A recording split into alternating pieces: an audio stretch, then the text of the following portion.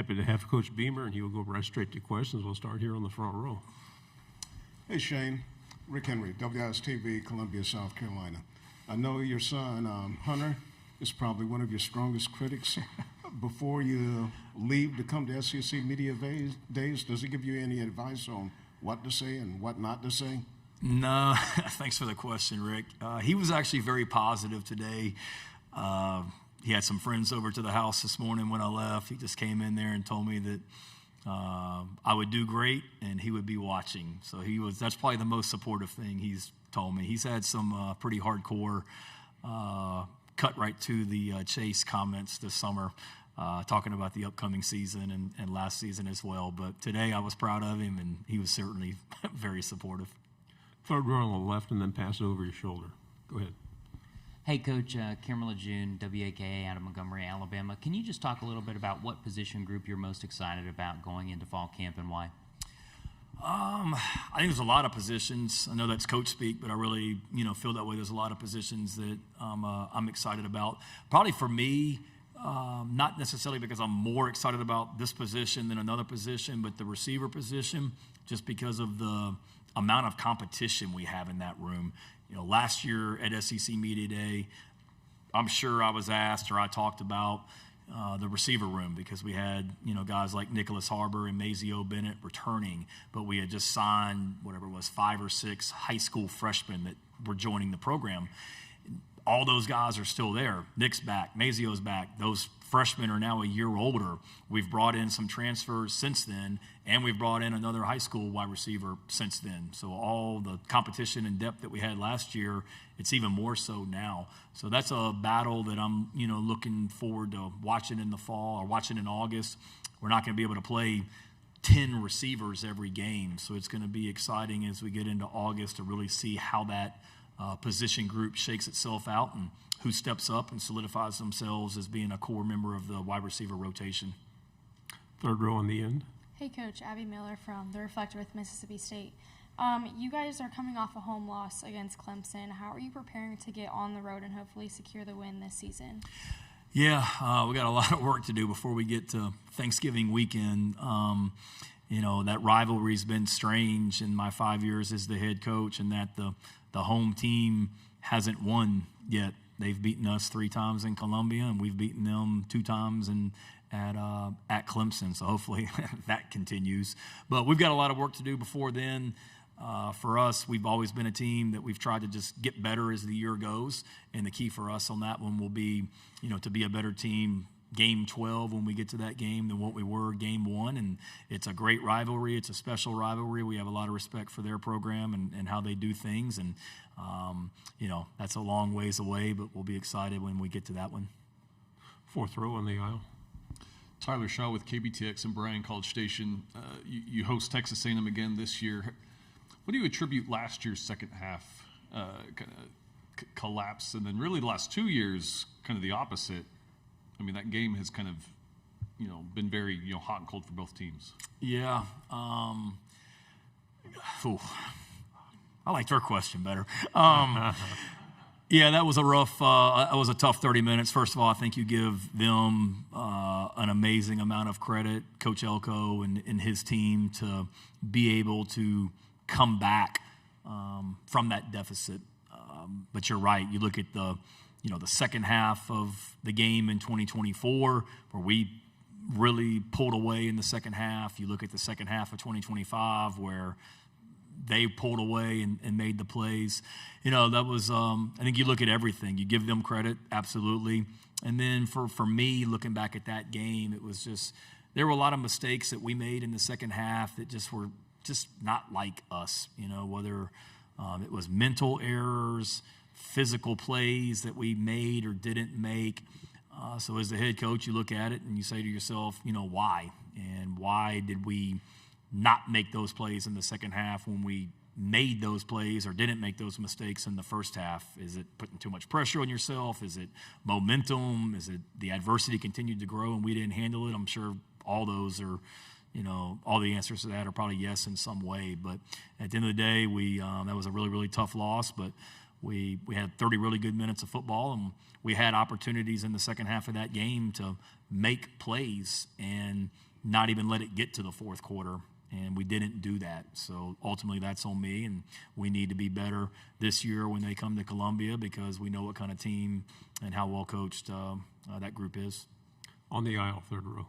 Michael Sauls with the State. Shane, Nick is somebody his production has increased year over year in these past 3 years. As he enters year 4, what are your expectations production-wise? Is it something where you want him to have an 1,000-yard season? Is it something where you want, the defense be focused on him so other guys can eat? I'm just curious what your expectations are for him. Yeah, I don't go into a season ever with any running back, tight end, wide receiver, quarterback saying, okay, these would be the ideal goals, ultimately what gives us the best chance to win football games. I'm sure Nick would say the same thing, but absolutely he's a problem for defenses. In that A&M game, he showed what he could do when he caught that ball over there on our sideline and outran the whole defense into the end zone.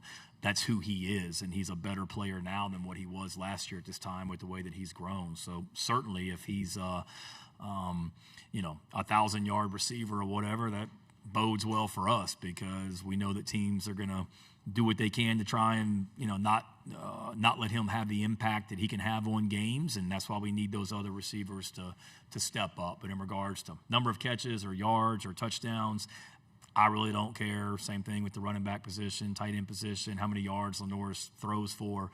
For me, at the end of the day, it's how many wins do we have, and we'll do what we need to do to win football games.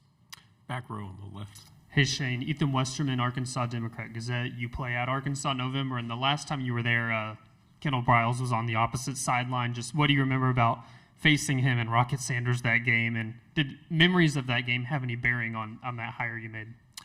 Yeah, I remember what K.J. Jefferson and Rocket Sanders did that day, and they were a hard offense to stop. I think they scored like 48, if I'm not mistaken, and it was one of those. They had a hard time stopping us, and we had a hard time stopping them that day. I remember we had a critical turnover over on our sideline in the second half that was a critical play in that game. But certainly Kendall, I knew who he was, didn't know him personally. Going into that day, what he did that day was impressive, the way that offense operated and how efficient they were. So certainly when I was going through the process of hiring a new offensive coordinator, I went back and I watched that game. I mean, I remember I was there, obviously, and we didn't win.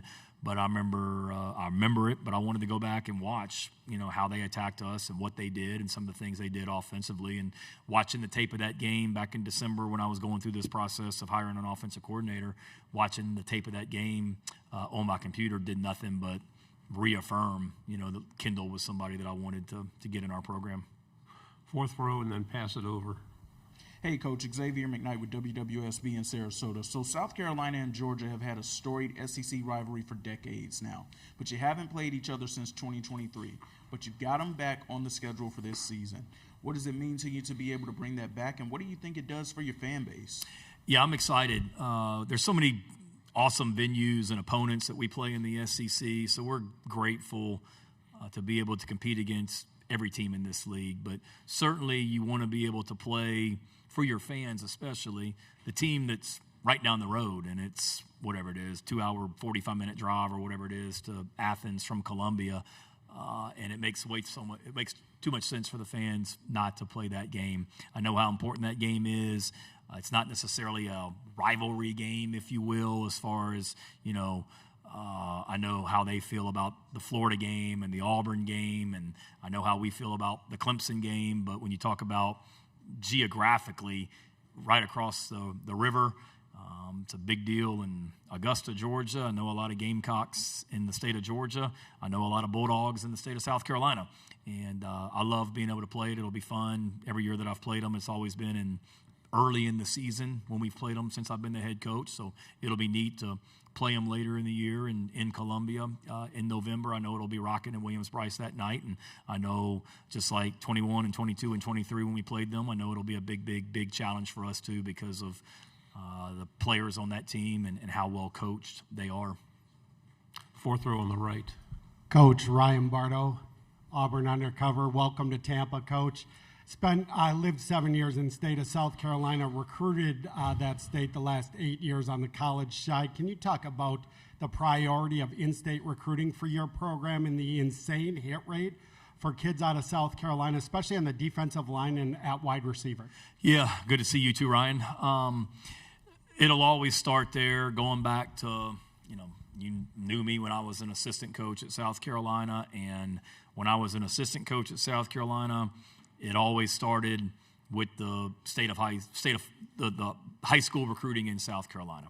And during my time there, there's so many great players that went to Clemson, went to South Carolina, but then even guys that didn't, whether it be, Robert Quinn or A.J. Green or Carlos Dunlap. Those are some great players that went to other schools, unfortunately. So I know how important football is in the state of South Carolina. I know how well coached those players are. I know what high school football means to the state of South Carolina. So when I came back as the head coach, that was priority 1A for me, was to make sure that we keep the best players in South Carolina, and more importantly, coming to Columbia. And when I first got hired in December of 2020, we had a lot of ground to catch up. There's no question about it. There were some guys that were committed to other schools that we were behind on and we weren't going to get, but we really started attacking those guys in 2020 when I got hired, the guys that were freshmen, sophomores, and juniors in high school, really developing relationships with those guys, and it paid off as a lot of them have come to South Carolina. So it'll always start there for us. We've got to do a great job in our own state and keep those best players, hopefully in South Carolina, but especially in Columbia. 2 final questions. We go on the left, and then we'll finish right here. Yeah, Barry Trammell with the Tulsa World. Hey, Barry. How you doing, Shane? I'm doing great.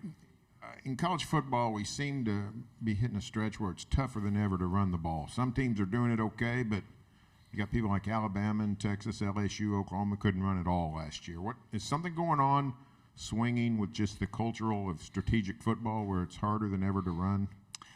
That's a great question. I think it has a lot to do with the defenses that you face, especially in this league. You're in Oklahoma. Coach Venables, he's a nightmare to try and run the ball against because of, one, they got really good players, but just schematically. I'm sure he's no different, but every staff I've ever been a part of, including our own, the number one thing you want to do defensively is stop the run. Because if you stop the run, then it limits the other team's ability on offense to do just about anything. And go back and look 5 years running and just look at the NCAA run defense stats. And if you just typed in, not total defense, not scoring defense, just run defense, top 10's probably won a national championship or been in the college football playoff. That's just consistent. And we want to stop the run. So teams are going to do everything in their power to take that away. That's always been the case, not just now. And then beyond that, I don't know. I really haven't thought about it from that standpoint. I think there continues to be the proliferation, I think that's the right word, of 7-on-7 and teams throwing the ball all over the place in high school. Frankly, there's a lot of, I don't know how many kids grow up dreaming of being offensive linemen. So every school in America is looking for great offensive linemen from that standpoint to be able to run the ball and protect it up front. And then you just got to make, a commitment to it. It's hard. You look at the NFL, it's hard to run the ball in the NFL. And to me, it's just more the development of defenses and how big and fast and physical, more so than ever, and fast those defenses that teams play in college football are facing each and every week. Final question. Shane, you brought 2 of your offensive stars here to media days, the guys who get the headlines and accolades, and then a defensive player who's maybe has been in the shadows somewhat. Yeah. Why is it important to bring a guy like that to this event? Yeah, I spent a lot of time, and I'm sure every coach does, Rick, on who I'm going to bring here, because it's a big deal, who you bring here. And I want to make sure that I got the people that are getting up in front of the media and talking on television, that they're the right people and embody the right things. And there's a lot of guys in Columbia that I didn't bring today that, to me, are very worthy of being here. But in regards to Peyton Williams, he's just a guy that is Mr. Dependable, and he does everything right all the time, on and off the field. He's, believe it or not, the longest tenured player in our program. So nobody has been on our team longer. So I looked at it more like, how could I not bring Peyton Williams? He's a multi-year starter. He does everything right, and nobody has been a part of our program longer than he has. And so that's the main thing for me. He's a senior. He's a veteran, and he's done a lot of really good things for us on and off the field since I've been the head coach at South Carolina. Thank you, Coach. Great job, like always. Thank you, guys.